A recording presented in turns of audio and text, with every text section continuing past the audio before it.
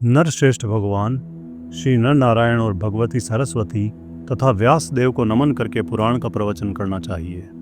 जो जन्म और जरा से रहित कल्याण स्वरूप अजन्मा तथा अजर है, अनंत एवं ज्ञान स्वरूप है, महान है, विशुद्ध अनादि एवं पाश्च भौतिक शरीर से हीन है, समस्त इंद्रियों से रहित और सभी प्राणियों में स्थित हैं, माया से परे हैं, उन सर्वव्यापक परम पवित्र मंगलमय अद्वय भगवान श्री हरि की मैं वंदना करता हूँ। मैं मन, वाणी और कर्म से विष्णु, शिव, ब्रह्मा, गणेश तथा देवी सरस्वती को सर्वदा नमस्कार करता हूँ। एक बार सर्वशास्त्र पारंगत, पुराण विद्या कुशल, शांतचित महात्मा सूत जी तीर्थ यात्रा के प्रसंग में नैमिषारण्य आए और एक पवित्र आसन पर स्थित होकर भगवान विष्णु का ध्यान करने लगे।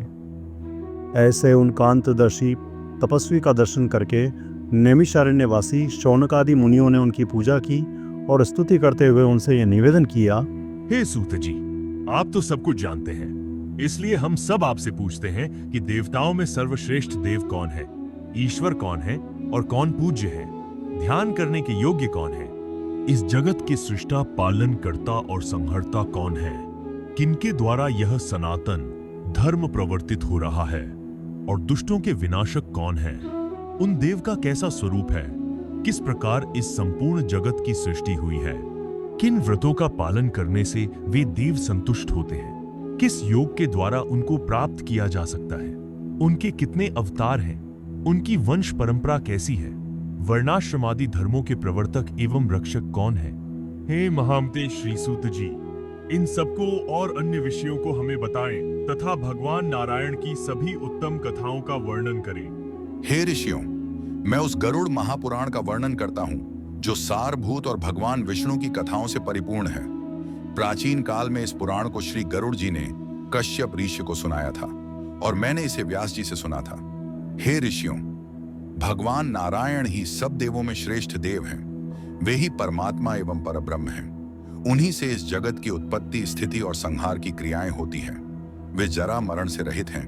वे भगवान वासुदेव अजन्मा होते हुए भी जगत की रक्षा के लिए सनत कुमार आदि अनेक रूपों में अवतार ग्रहण करते हैं। हे ब्राह्मण, उन भगवान श्रीहरि ने सर्वप्रथम कौमार सर्ग में अवतार धारण करके कठोर तथा अखंड ब्रह्मचर्य व्रत का पालन किया। दूसरे अवतार में उन्हीं यज्ञेश्वर श्रीहरि ने जगत की स्थिति के लिए रसातल में ले जाई गई पृथ्वी का उद्धार करते हुए वराह शरीर को धारण किया। तीसरे ऋषि सर्ग में देवर्षि नारद के रूप में अवतरित होकर उन्होंने सात्वत तंत्र का विस्तार किया, जिससे निष्काम कर्म का प्रवर्तन हुआ। चौथे अवतार में भगवान श्रीहरि ने धर्म की रक्षा के लिए कठोर तपस्या की और वे देवताओं तथा असुरों द्वारा पूजित हुए। पांचवें अवतार में भगवान श्रीहरि कपिल नाम से अवतरित हुए, जो सिद्धों में सर्वश्रेष्ठ हैं और जिन्होंने काल के प्रभाव से लुप्त हो चुके सांख्य शास्त्र की शिक्षा दी। छठे अवतार में भगवान नारायण ने महर्षि अत्रि की पत्नी अनसुया के गर्भ से दत्तात्रेय के रूप में अवतीर्ण होकर राजा अलर्क और प्रहलाद आदि को आन्विक शिकी ब्रह्म विद्या का उपदेश दिया। सातवें अवतार में श्री नारायण ने इंद्रादि देवगणों के साथ यज्ञ का अनुष्ठान किया और इसी स्वयंभू मनवंतर में वे आकूति के गर्भ से रुचि प्रजापति के पुत्र रूप में यज्ञदेव नाम से अवतीर्ण हुए। आठवें अवतार में वे ही भगवान विष्णु नाभि एवं मेरु देवी के पुत्र रूप में ऋषभदेव नाम से प्रादुर्भूत हुए। इस अवतार में इन्होंने नारियों के उस आदर्श मार्ग गृहस्थाश्रम का निदर्शन किया जो सभी आश्रमों द्वारा नमस्कृत है। ऋषियों की प्रार्थना से भगवान श्री हरि ने नवें अवतार में पार्थिव शरीर अर्थात पृथु का रूप धारण किया और गोरूपा पृथ्वी से दुग्ध रूप में महौषधियों का दोहन किया, जिससे प्रजाओं के जीवन की रक्षा हुई। 10वें अवतार में मत्स्यावतार ग्रहण कर इन्होंने चाक्षुष मनवंतर के बाद आने वाले प्रलय काल में निराश्रित वैवस्वत मनु को पृथ्वी रूपी नौका में बैठाकर सुरक्षा प्रदान की। 11वें अवतार में देवों और दानवों ने समुद्र मंथन किया तो उस समय भगवान नारायण ने कूर्म रूप ग्रहण करके मंदराचल पर्वत को अपनी पीठ पर धारण किया। उन्होंने 12वें अवतार में धन्वंतरी तथा 13वें अवतार में मोहिनी का रूप ग्रहण किया और इसी स्त्री रूप में उन्होंने अपने सौंदर्य से दैत्यों को मुग्ध करते हुए देवताओं को अमृतपान कराया। 14वें अवतार में भगवान विष्णु ने नृसिंह का रूप धारण कर अपने तेज नखाग्रों से पराक्रमी दैत्यराज हिरण्यकशिपु के हृदय को उसी प्रकार विदीर्ण किया जिस प्रकार छटाई बनाने वाला व्यक्ति तिनके को चीर डालता है। 15वें अवतार में वामन रूप धारण कर वे राजा बलि के यज्ञ में गए और देवों को तीनों लोक प्रदान करने की इच्छा से उनसे 3 पग भूमि की याचना की। 16वें परशुराम नामक अवतार में ब्राह्मण द्रोही क्षत्रियों के अत्याचारों को देखकर उनको क्रोध आ गया और उसी भावावेश में उन्होंने 21 बार पृथ्वी को क्षत्रियों से रहित कर दिया।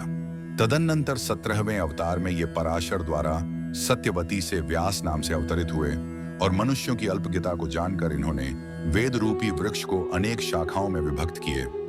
श्री हरि ने देवताओं के कार्यों को करने की इच्छा से राजा के रूप में श्री राम नाम से 18वां अवतार लेकर समुद्र बंधन आदि अनेक पराक्रम पूर्ण कार्य किया। 19वें तथा 20वें अवतार में श्री हरि ने वृषणी वंश में कृष्ण एवं बलराम का रूप धारण करके पृथ्वी के भार का हरण किया। 21वें अवतार में भगवान कलयुग की संधि के अंत में देवद्रोहियों को मोहित करने के लिए कीकट देश में जिन पुत्र बुद्ध के नाम से अवतीर्ण होंगे और इसके पश्चात कलयुग की 8वीं संध्या में अधिकांश राजवर्गक समाप्त होने पर वे ही श्री हरि विष्णु यशा नामक ब्राह्मण के घर में कल की नाम से अवतार ग्रहण करेंगे। हे द्विजो, मैंने यहाँ पर भगवान नारायण के कुछ ही अवतारों की कथा का वर्णन किया है। सत्य तो यह है कि सत्व गुण के अधिष्ठान भगवान विष्णु के असंख्य अवतार हैं। मनु, वेद वेत्ता तथा सृष्टि प्रवर्तक सभी ऋषि उन्हीं विष्णु की विभूतियां कही गई हैं। उन्हीं मनु आदि श्रेष्ठ ऋषियों से इस जगत की सृष्टि आदि होती है। इसीलिए व्रत आदि के द्वारा इनकी पूजा करनी चाहिए। प्राचीन काल में भगवान वेद व्यास ने इसी गरुड़ महापुराण को मुझे सुनाया था।